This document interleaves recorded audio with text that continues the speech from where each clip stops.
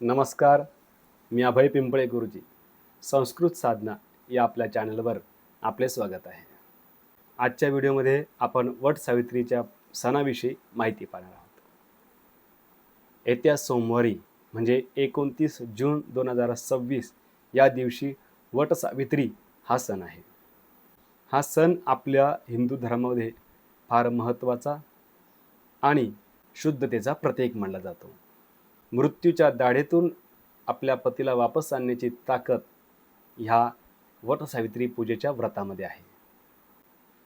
ब्रह्मा, विष्णू, महेश या तिघांचं वास्तव्य असलेला जो वट आहे, त्या वटवृक्षाला दीर्घायुष्य प्राप्त झालेलं आहे आणि तसंच दीर्घायुष्य प्राप्त माझ्या पतीला हो आणि हाच पती मला 7 जन्म मिळो म्हणून ह्या दिवशी सुवासिनी त्या वडाची पूजा करतात आणि त्याला 7 वेळेस दोऱ्यानं प्रदक्षिणा मारतात. त्या 7 प्रदक्षिणा मारण्यामागचं कारण हेच आहे की 7 जन्माचा फेरा जो आहे तो ह्याच पतीसोबत मला प्राप्त व्हावा. हा वटसावित्री पौर्णिमा सण हा तिथी प्रधान आहे. पौर्णिमा ही तिथी आहे आणि हा तिथी प्रधान सण आहे. मग तिथी प्रधान हा सण असल्यामुळे तो आपल्याला तिथीलाच साजरा करायचा आहे. मग ही पूजा कधी करायचं, याचं मुहूर्त काय? तर ही पूजा सकाळी सूर्योदयापासून ते सायंकाळी सूर्यास्तापर्यंत केव्हाही पूजा केली तरी चालते. सकाळी देवाची पूजा झाली, तुळशीची पूजा झाली की त्यानंतर वडाची पूजा करायची आहे आणि वडाची पूजा झाल्यानंतर आपल्या पतीचं दर्शन घ्यायचं आणि उपवास सोडायचा आहे. पण ज्यांना पौर्णिमेचा उपवास आहे, ज्यांच्याकडे कुलाचार आहे पौर्णिमेचा, जे दिवसभर उपवास करतात आणि दुसऱ्या दिवशी उपवास सोडतात, त्यांनी मात्र पौर्णिमेला उपवास सोडायचा नाही, त्यांनी दुसऱ्या दिवशी उपवास सोडायचा. आपल्या कुळाप्रमाणे, आपल्या घरातील आचरणाप्रमाणे हा नियम पाळायचा आहे.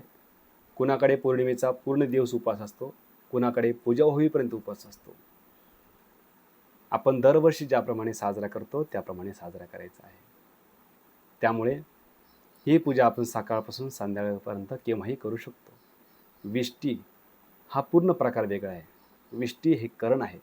7 प्रकारचे करण पंचांगामध्ये आहे. तर ह्या विष्टीकरणावरती बाळाचा जन्म झाला असता त्याची शांती करावी लागते.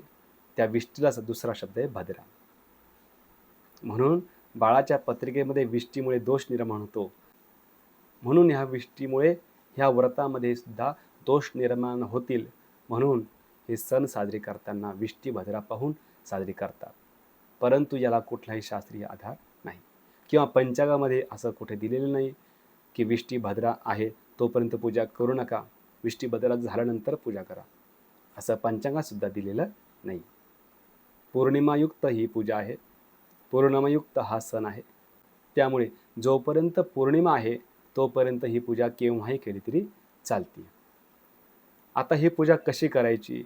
ज्यांना वडाचं झाड उपलब्ध नाही, ज्या स्त्रिया फ्लॅटमध्ये राहतात, बंगल्यामध्ये राहतात, त्या स्त्रियांना वडाच्या झाडाजवळ जाणं शक्य नाही किंवा ड्युटीमुळे म्हणा, कामामुळे, उद्योगामुळे आपण ते करू शकत नाही किंवा सध्या या शहराची वस्ती वाढलेली असल्यामुळे झाड कुठेही उपलब्ध होत नाही.